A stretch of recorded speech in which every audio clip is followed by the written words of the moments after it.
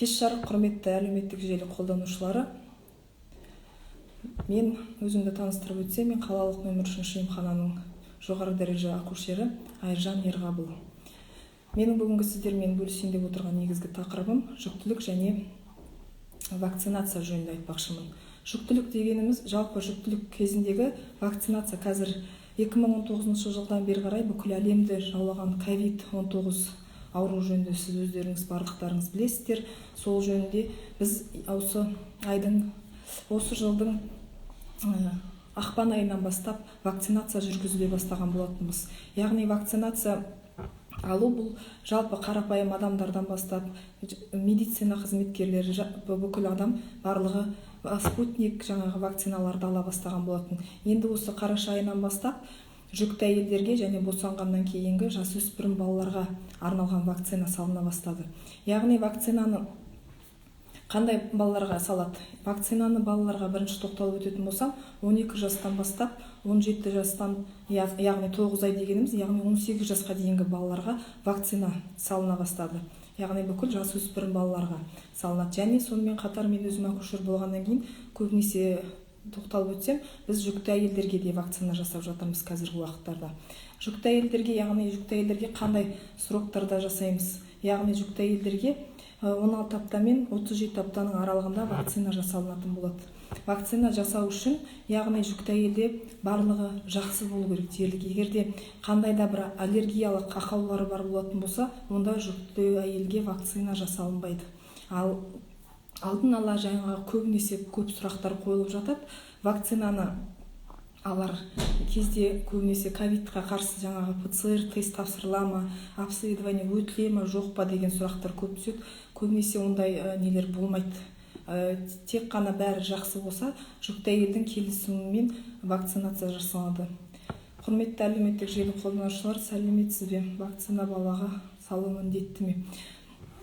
Балаға салу міндетті деп мен айтар едім, себебі мен өзім медицина қызметкері ретінде және қарапайым адам ретінде мен өз басым вакцинаны салғанды қолдаймын. Сондықтан кез келген жасөспірім баланың денсаулығы үшін, келешегі үшін вакцинаны алған дұрыс деп санаймын.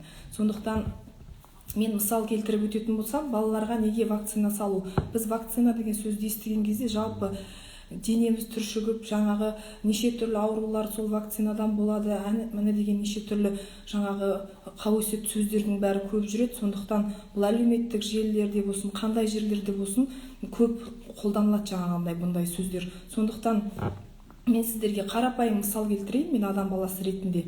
Егер де сіз мысалға магазиннен өзіміз күнделікті қолданатын тағамдарды сатып аламыз, немесе кез келген бір жерден барып тамақтанамыз. Біз ол жерден тамақтанып, тамақ ішкен кезде оның құрамында қандай бар екен. Және мысалға қарапайым тойлар болсын, көңіл көтеретін орындарға барғанда ішімдіктер мысалға қолданылып жатады. Ондай жағдайларда сіз мысалға өзіңіздің оның құрамында не бар екен, не жоқ екен білмейсіз ғой. Сондықтан неше түрлі қауесет сөздер болады. Айтып жатады, вакцинаны алғаннан кейін бүкіл мемлекетті жаулап алайын деп жатыр дейді. Біреудің баласына зиян келтіретін емес қой. Сондықтан мен өз басым ондай қауесет сөздерге сенбей, әркім өзінің баласы үшін, әркім өзінің денсаулығы үшін вакцинаны алған дұрыс деп есептеймін.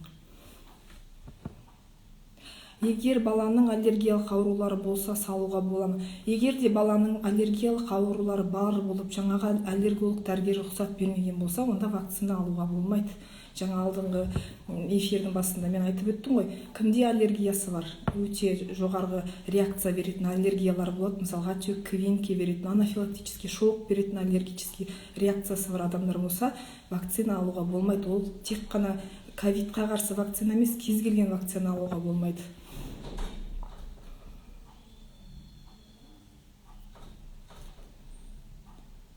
Сәлеметсіз бе, ұлым 16 жаста, басы ауырып, мұны қанайды, вакцина алуы керек пе дейді.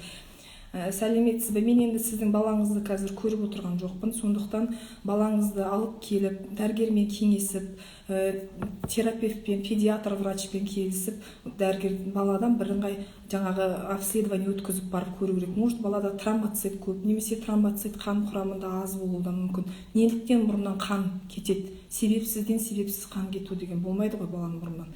Сондықтан сондай нені көру керек. Енді менің негізгі тоқталайын деп отырған жаңағы нем, көбінесе жүкті әйелдерге Pfizer вакцинасын біз қазір ұсынып отырмыз, жүкті әйелдерге және босанғаннан кейін. Жүкті әйелдерге 16 аптамен, яғни 37 аптаның аралығында Pfizer вакцинасы салынады. Содан кейін босанғаннан кейін босанған әйелдерге, яғни босанғаннан кейін, егер де бәрі жақсы болса, 42 күннен кейін әйелдің келісімімен біз вакцина жасаймыз. Вакцинаны жасаған кезде жайдан жай жасай салмайды ғой, ала салып жүгіріп келіп сіздерге ешкім вакцина жасамайды. Вакцина жасағаннан кейін дәрігерге қараласыздар. Егер де сіздің денсаулығыңызда қандай да бір сыр беріп тұрса, ақау болатын болса, сіз оны жасырмай дәрігерге айтқаныңыз дұрыс. Себебі өйткені қандай да бір ақаулар болатын болса, ол дұрыс емес қой. Сіздің организміңізде, сіздің ағзаңыз бізге мысалға мәлім емес. Сіз қандай шағым бересіз, біз сол шағым бойынша жұмыс жасаймыз. Ал егер де сіз бірдеңені жасырып қалатын болсаңыз, біз ол кезде дұрыс әрекет жасай алмай қалуымыз әбден мүмкін. Тағы да сұрақтарыңыз бар болса, құрметті әлеуметтік желі қолданушылары, мен жауап беруге әзірмін.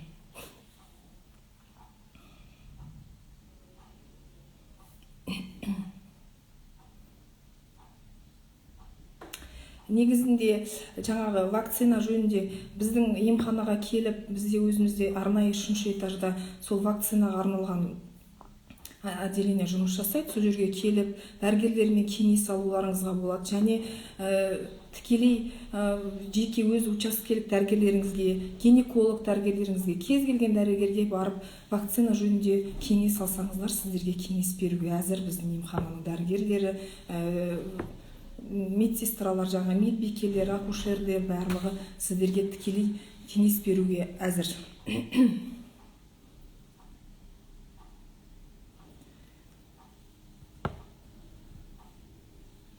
Тағы да сұрақтарыңыз бар болса, құрметті әлеуметтік желі қолданушылары, жалпы мен өз басым жалпы вакцинация салғаннан кейін реакция берген жақсы ма? Яғни вакцинация салғаннан кейін реакция болады. Қандай реакция болады? Егер де сол салған орның сәл ауырсыну болатын болса, содан кейін кішкене сол жақ қолыңыздың, егер де салған жақ, егер оң жағыңызға ма, сол жаққа ма, иығыңызға қай жақ, иық тұсының ауырсынуы, кішкене жаңағы температураның көтерілуі, ондай белгілер болады. Ондай белгілер болуы ықтимал. Бірақ ешқандай белгі болмай, ол өту де жақсы. Мысалға кейбір орталарға барған кезде айтып жатады, менде андай реакция бердім, мынандай реакция, ешқандай реакция берген жоқ, реакция бермеген ол жаман екен дейді. Кез келген адамның организмі әртүрлі. Сондықтан сол әртүрлілік неге байланысты болады. Мысалға біреудің денсаулығы өте жақсы, біреудің несі кеш нетеді, дамиды, мысалға жаңағы әсер береді, біреу кейін нетеді. Сондай түрлі неге байланысты ғой, ол адамдардың бәріне бірдей. Мысалға саған жақсы болды екен, анаған да тура сондай болады деген ондай болмайды. Сондықтан сол мезетте мысалға вакцина алғаннан кейін кейбір кісілер болады, мысалы халат киген адамдарды көрсе, жаңағындай кәдімгідей өзінен өзі қобалжып, давлениясы көтеріліп, жаңағы қызулары көтеріліп, өзімен өзі сондай неде болатын. Ол адамның қалыпты ол белгілер, егер де адам өзін жақсы сезінетін болса.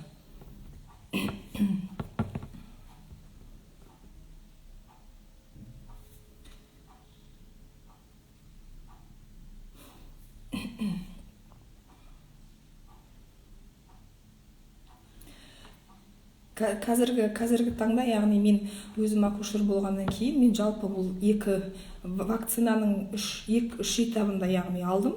Қазіргі мысалға мен ең бірінші ақпан айында алған жаңағы спутник алған болатын, одан кейін бірінші, екінші этапты алдым. Одан кейін міне 9 ай өткеннен кейін, еңбек демалысынан келгеннен кейін жаңағы ревакцинация жасатқан болатын. Яғни ревакцинация жөнінде тоқталып өтетін болсам, ревакцинацияның оны жаңағы вакцинаның 2 түрін алғаннан кейінгі адамдардың барлығына салынып жатқан жағдай. Сондықтан келіп ешқандай да несіз вакцинаны алуларыңызға болады.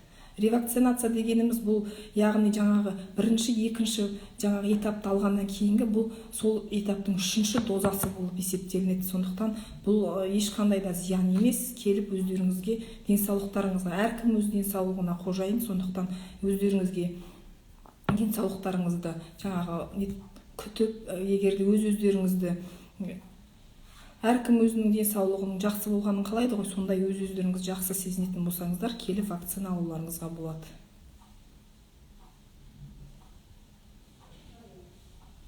Мен өзім вакцина салғыздым, енді балаларыма салғызбай отырмын. Сіз егерде өзіңіз вакцина алған болсаңыз, неліктен балаларыңызға салдырмайсыз? Себеп қандай? Балаларыңызда қандай да бір аллергия бар ма? Или қорқасыз? Неден қорқасыз? Мысалға өзіңізде барлығы жақсы өткен болса, балаларыңызға салдыру керек деп есептеймін. Балаларға да 2 рет салынады вакцина, яғни бірінші және екінші этап болып 2 вакцина салғызылады балаларға. Pfizer вакцинасы балаларға және жүкті әйелдерге, одан кейін босанған әйелдерге салынатын вакцина болып есептеледі. Содан кейін жаңағы егерде сіз өзіңіз айтпақшы жаңағы бірінші және екінші этап вакцинаны алған болсаңыз, онда сіз өзіңіз үшінші этапты да, яғни жаңағы ревакцинацияны да жасатуыңызға болады, жасатпаған болсаңыз.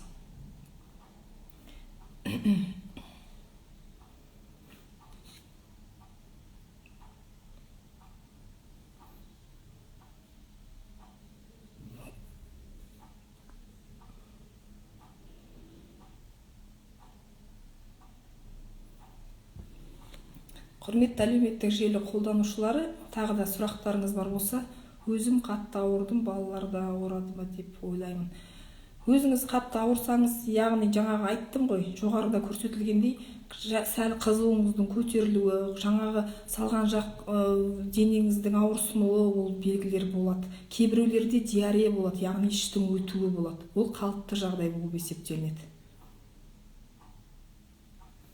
Сондықтан ешқандай қорқынышсыз балаларыңызға салғыздырғаныңыз дұрыс деп санаймын мен. Егерде балаларыңыз кәмелеттік жаңағы жасөспірім жаста 12 жастан жоғары болған болса.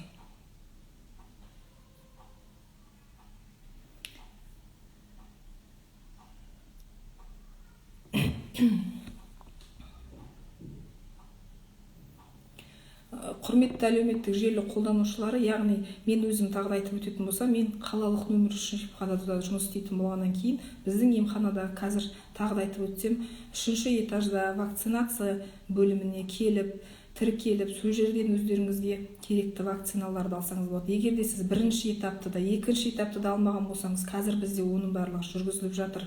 Одан кейін үшіншісі, яғни ревакцинация, қазір салынып жатыр, соны алуларыңызға болады. Содан кейін жүкті әйелдерге және босанғаннан кейінгі әйелдерге, балаларға ревакцинация, Pfizer, яғни ақш-тан шығарылған Pfizer вакцинациясы жүргізіліп жатыр.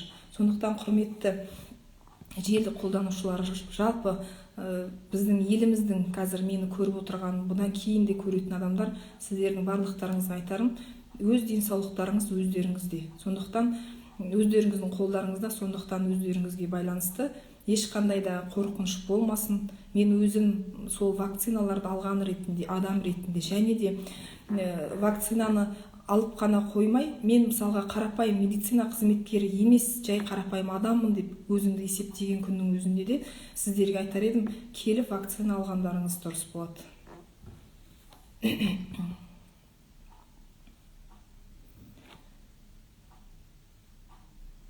Жоғарыда жаңа айтып өткенімдей, вакцинация, яғни вакцинаны балаларға 12 жастан бастап, 12 жас пен 18 жас аралығындағы балаларға салынады. Егерде баланың денсаулығында қандай да бір аллергиялық реакция болатын болса, онда салынбайды.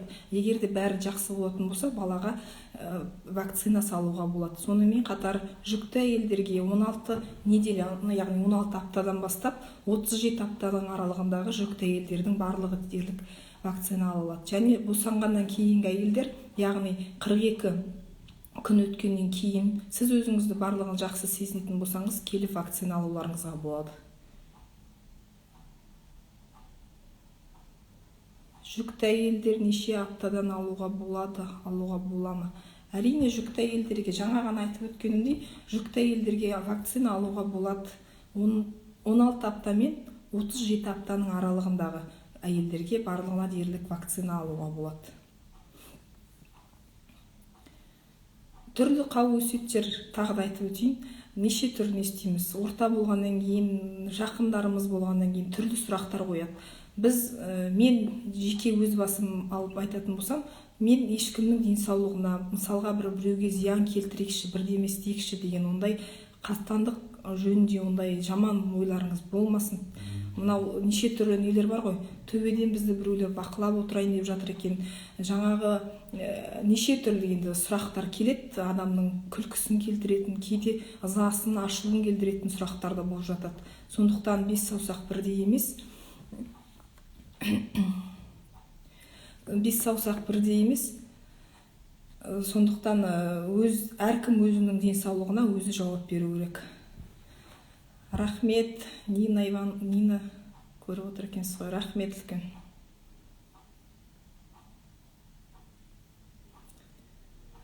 Сондықтан менің бүгінгі айтпағым осы. Жалпы жүктілік және вакцина жөнінде. Сонымен қатар мен өзім тағы да айта өтетін болсам, мен жалпы осы үшінші емханада жүкті әйелдерді, яғни тіркеуге алу, мен сонымен жұмыс жасайтын болғаннан кейін, құрметті жүкті әйелдер, жаңағы қыз келіншектер, сіздерге өтініш, егер де сіз өзіңіздің жүкті екендігіңізді сезінген болсаңыз, өйткені менен қарағанда сіздер бірінші білесіздер ғой жүктіліктің қай уақытта болғанын. Сондықтан жүктіліктің 12-ші аптасына дейін келіп дерлік тіркеуге тұрғандарыңызды қалаймын. Сондықтан құрметті қыз келіншектер, жаңағы тұрмысқа шығып, ана атану бақытын иеленгей жүрген қыздар, сіздердің құлақтарыңызға алтын сырға, жүктіліктің 12-ші аптасына дейін келіп тіркеуге тұруларыңызды өтінемін.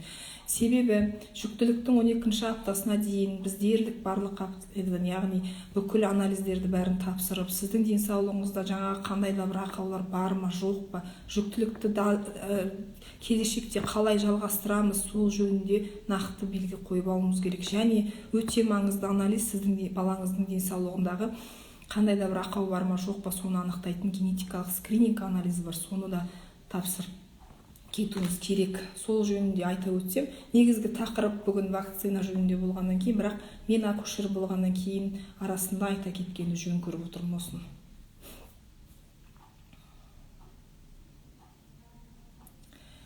Кеңесім сіздердің кез келген адамға, әрине адам баласының бәріне бірдей ұнау, барлығына бірдей жақсы көріну өте ол қолдан келетін дүние деп айта алмаймын. Сондықтан құрметті әлеуметтік желі қолданушылары, менімен бірге отырған қазіргі әлеуметтік желі қолданып отқан біздің емхананың, жалпы біздің емханаға қарамайтын болсаңыздар да, мені танитындарыңыз бар, танымайтындарыңыз бар. Сондықтан кез келген адамға тағы да айтып өтейін, әркім өз денсаулығына өзі қожайын. Сондықтан өз денсаулықтарыңызды күтіңіздер.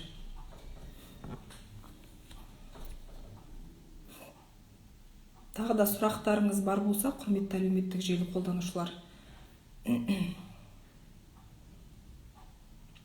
Егер де сұрақтарыңыз болмаса, мен тағы да естеріңізге бір рет салып өтейін. Жаңағы COVID-19-ға қарсы, яғни вакцинаны біз жасөспірім балаларға 12 жастан бастап 18 жасқа дейін саламыз. Және жүкті әйелдерге 16 аптадан 37 аптаға дейін, босанғаннан кейінгі әйелдерге 42 аптадан кейін барып салатын боламыз вакцинаны.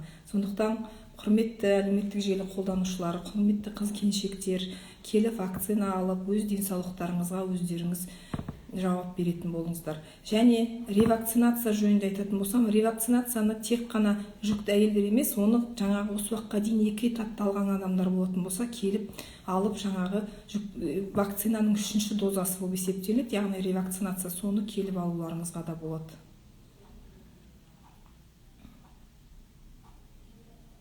Менің негізгі айтқым келгені осы жүктілік және вакцина жөнінде болды. Сондықтан құрметті желі қолданушылары, барлықтарыңызға, менімен бірге болғандарыңызға рахмет. Менің айтқан кеңестерім, жаңағы сіздердің сұрақтарыңыздың бәріне дерлік жауап беріп, өзімше қолымнан келгенше тырыстым. Сондықтан барлықтарыңызға, менімен бірге болғандарыңызға рахмет. егерде бір қандай да бір сұрақтарыңыз болатын болса, біздің әлеуметтік жаңағы осы инстаграм парақшаның астына, мен посттың астына сұрақтарыңыз болса қойсаңыздар болады. Мен кез келген уақытта қолым босаған кезде сіздерге жауап беруге тырысамын. Сондықтан назар салып тыңдағандарыңызға, барлықтарыңызға үлкен рахмет.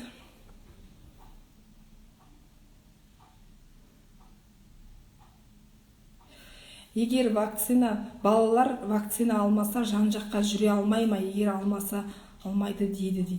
Егер де балалар жүре алмайды емес, балалар жүреді. Ешқандай да жаңағы нетіп отқан жоқпын ғой. Ешқандай қойылған жоқ. Балалар барлығы бірдей вакцинаны алады. Алғаннан кейін жаңағы не болады. Егер алмаса жүре алмайды дейді. Жоқ, ондай не жоқ, шектеу жоқ. Қазір ондай шектеу әлі болып жатқан жоқ. Сондықтан ешқандай да қорқынышсыз вакцина алыңыздар. Вакцина алмасаңыздар, егер де өздерінің денсаулықтарыңызда қандай да бір айтып отырмын ғой, ақау болатын болса, бірінші дәрігерге барып кеңесіп, дәрігердің кеңесін алғаннан кейін барғандарыңыз дұрыс болады барлығына. Құрметті әлеуметтік желі қолданушылары, менімен бірге болғандарыңызға барлықтарыңызға рахмет. Аман болыңыздар, денсаулықтарыңызды күтіңіздер. Бай қуатты болыңыздар, аман болыңыздар. Сау болыңыздар. Рахмет менімен бірге болғандарыңызға.